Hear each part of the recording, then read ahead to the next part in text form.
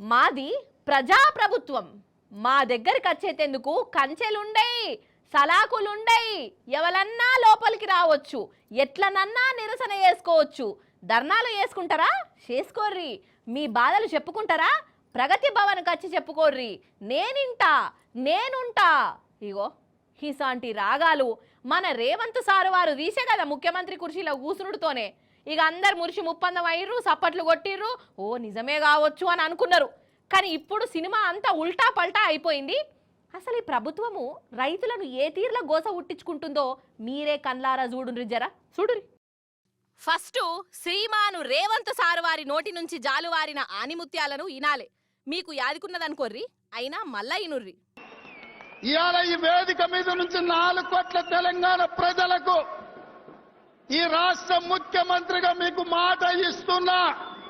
ప్రగతి భవన్ చుట్టూతో ఉన్న ఇనుప కంచెలను బద్దలు కొట్టి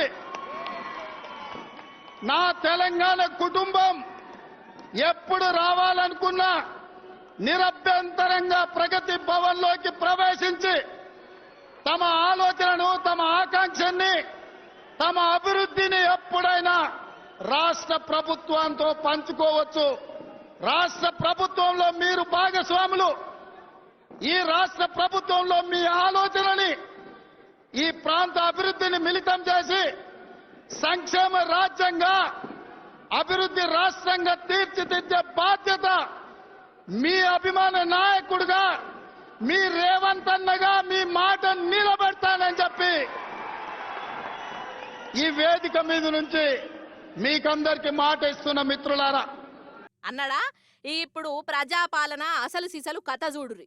ఇనుప కంచెలు, ముండ్ల కంపలు కనబడుతున్నాయి కదా. నమ్మి ఓట్లేసిన రైతులకు షెయి పార్టీ ప్రభుత్వం ఇస్తున్న ఇనామిది. అసలు రైతులు నా కంట వడనే వాడొద్దు, అసలు వాళ్ళు పట్నంలో అడుగు కూడా పెట్టొద్దు అన్నంత పనిచేసిండోళ్ళ రేవంత్ సారు. రుణాలు మాఫీ గాని రైతులు చలో ప్రజాభవన్ కార్యం పెట్టుకున్నారు కదా.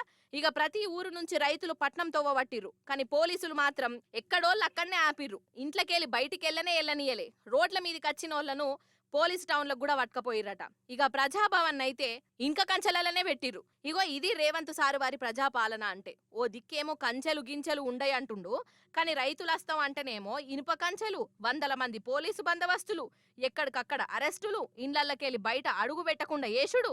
ఇదా కథ, ఇదా పాలన, ఇదా రైతుల మీద పాయరం అంటే.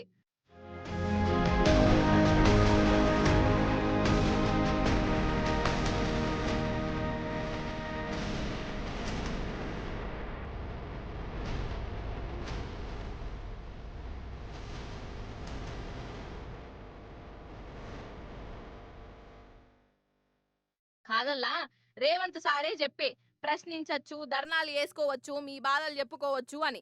కానీ మాకు అన్యాయం జరిగింది సారు అని చెప్పేదందుకస్తే మాత్రము ఇగో ఇట్లా చేసుడేంది? అసలు రైతులను ఈ తీర్ల గోస ఉచ్చుకునుడేంది? వాళ్ళ మీద ఎందుకు ఇంతగనం కోపం? ఎందుకు వాళ్ళను గోస ఉట్టించుకునుడు? ఇగో గిట్లనే గరమైతాండ్రు. ఇక ఇంకో దిక్కు రైతులు కూడా వెనకకు పోయేది లేదని తెలిసిర్రు. అరెస్టులు చేసినందుకు రేవంత్ సారు సర్కారు మీద దుమ్మెత్తి పోసిర్రు. రుణాలు మాఫీ చేయకుంటే రాజ్యం గూలుడు, రేవంత్ సారు దిగిపోవుడు ఖాయమని తేల్చి చెప్తాండ్రు. కానీ సూచన వానోల్లా ఎంత మోసమైందో. కాంగ్రెస్ వాళ్ళు ఏమో ఇస్తా అంటున్నారు, కేసీఆర్ సార్ కంటే ఎక్కువ చేస్తా అని అంటున్నారు కదా అని రైతులు నమ్మి ఓట్లేసినందుకు ఇప్పుడు నట్టేట మునిగినట్టే అయింది పటోల్లా అని గరమైతున్నారు జనాలు.